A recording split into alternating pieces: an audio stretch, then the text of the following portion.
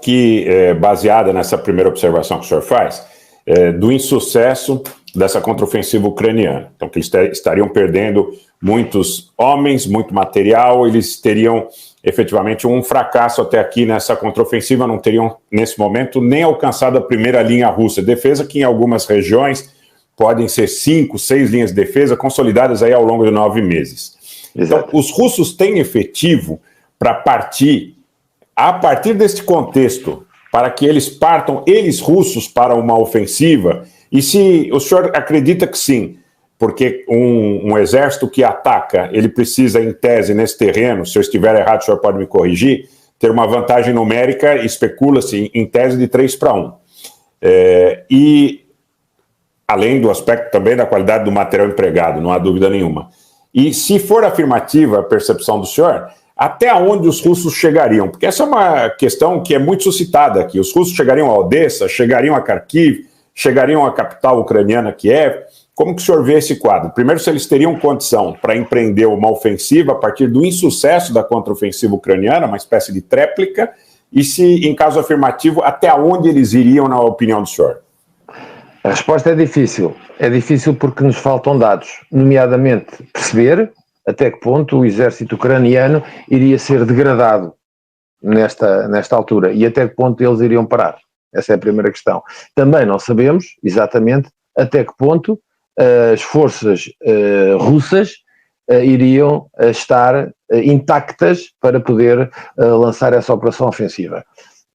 O efetivo que se diz, como nós dizemos, em número de Estado-Maior são 3-1, mas em guerras de alta intensidade poderá até ser maior. Há quem defenda até 5. Mas também há outra questão a colocar em cima da mesa, que, tanto quanto eu sei, as forças ucranianas não têm posições defensivas, ou seja, não têm o terreno organizado.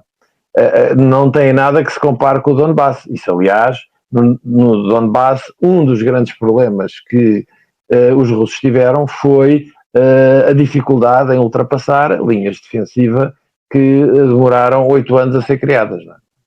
E há coisas absolutamente fantásticas. Há túneis, há posições fortificadas com betão, há instalações subterrâneas que permitem postos de comando até ao nível brigada. Portanto, essas situações de poder conduzir uma operação defensiva organizada não estará colocada noutros locais. Essa é a primeira questão.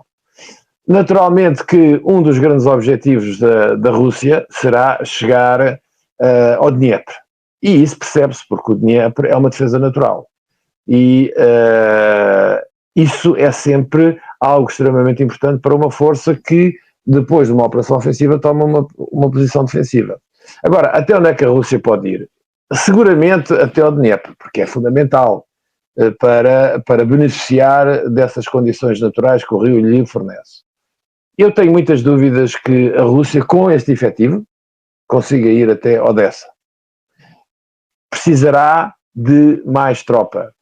O presidente Putin, como sabemos, não tem...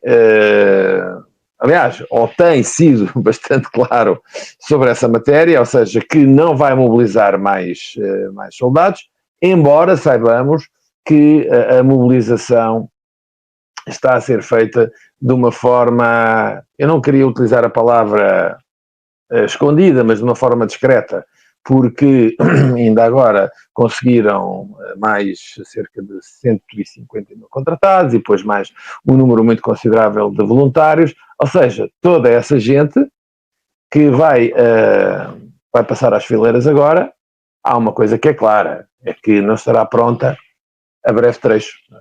E, portanto, se o objetivo da Rússia é chegar a Odessa, pois terá que ter uma capacidade militar que, a meu ver, não tem agora.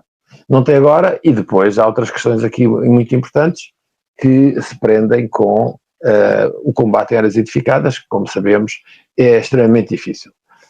Muita coisa pode acontecer, há aqui uma série de wildcards que se podem pôr em cima da mesa. Um deles é, por exemplo, a possibilidade de existir uma revolta nas Forças Armadas ucranianas.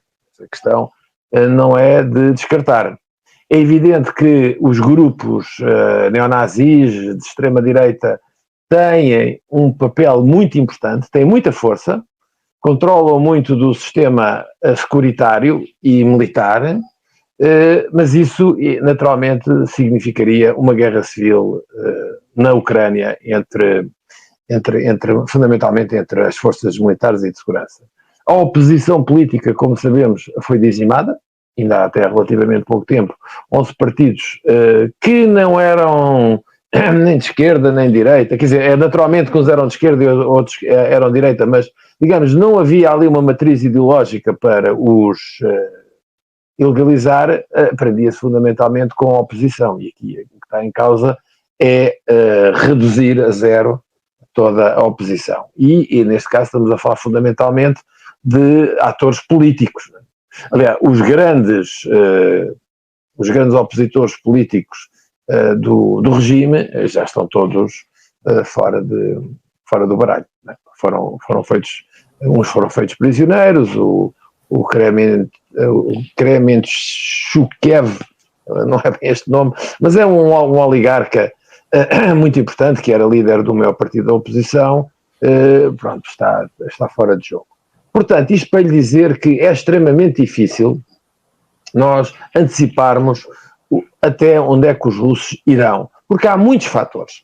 Como eu já lhe disse, há a situação interna da Ucrânia que pode sofrer alterações, há uma avaliação que se tem que fazer da capacidade militar ucraniana depois desta ofensiva, há também que fazer essa avaliação no que toca às forças russas, porque até este momento as reservas russas não foram empregues, não quer dizer que isso não venha a acontecer, portanto estaremos cá para ver, temos que ter também em conta que as forças ucranianas não têm um terreno próprio para se agarrar, não é?